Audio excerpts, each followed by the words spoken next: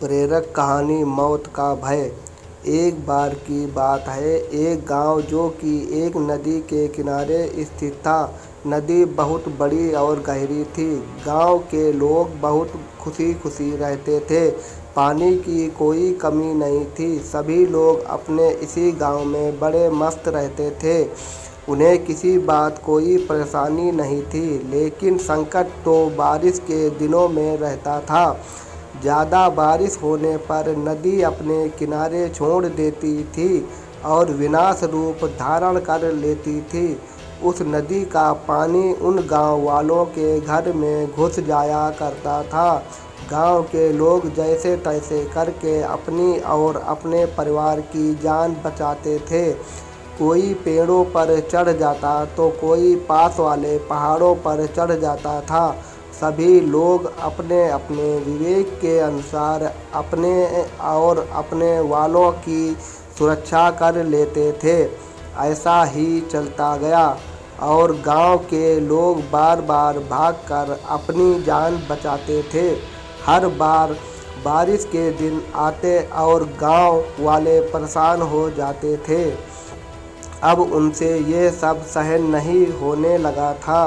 गांव में किसी बात की कोई कमी तो नहीं थी, लेकिन मुसीबत तो केवल इन्हीं बारिश के दिनों में आती थी।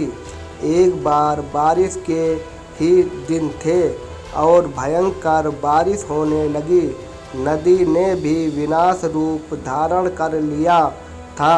मौसम विभाग वालों ने भी नदी को लेकर अलर्ट जारी कर रखा था। गांव वाले सभी ये बात सुनकर घबरा गए और उन्हें अब लगने लगा कि शायद हमारा गांव आज इस पानी से नहीं बच पाएगा। ये नदी हम सभी को अपने साथ ले जाएगी। गांव वालों ने मिलकर अपने गांव को हमेशा के लिए छोड़कर नदी से दूर एक अलग गांव बसाने का निर्णय लिया। नदी अपना प्रकोप निरंतर बढ़ाती जा रही थी। नदी के इस बढ़ते हुए प्रकोप को देखकर गांव वालों ने गांव छोड़कर जाने का पक्का कर लिया और गांव वाले सभी लोग जाने के लिए तैयार हो गए थे। लेकिन उसी गांव के एक आदमी ने अपनी जन्मभूमि को छोड़कर जाने से मना कर दिया। गांव के सभी लोगों द्वारा काफ़ी समझाने पर भी उसने एक भी नहीं सुनी। गांव वालों ने कहा, मित्र, यह नदी हमारे लिए विनाश का कारण है।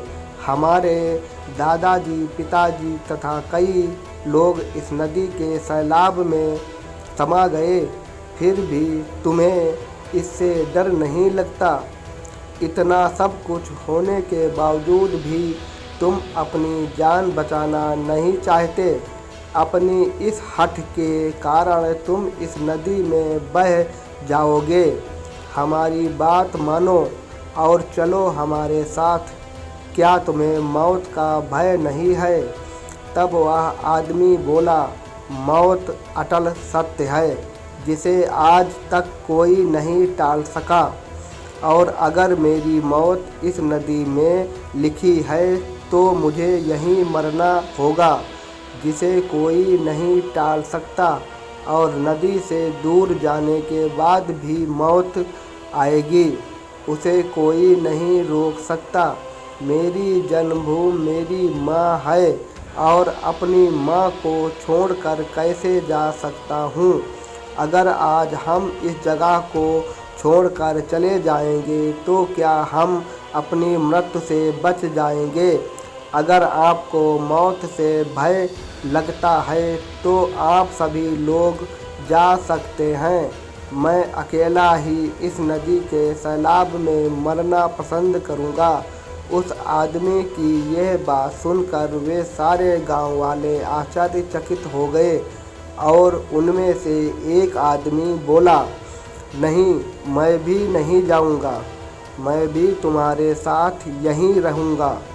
ऐसा बोलते बोलते सारे गांव वालों ने अपना फैसला बदल दिया और सभी लोग अपने गांव में ही रहने लगे। गांव वालों ने अपनी एकता को फिर से मजबूत किया और फिर से पहले की तरह अपने गांव में खुशी खुशी रहने लगे।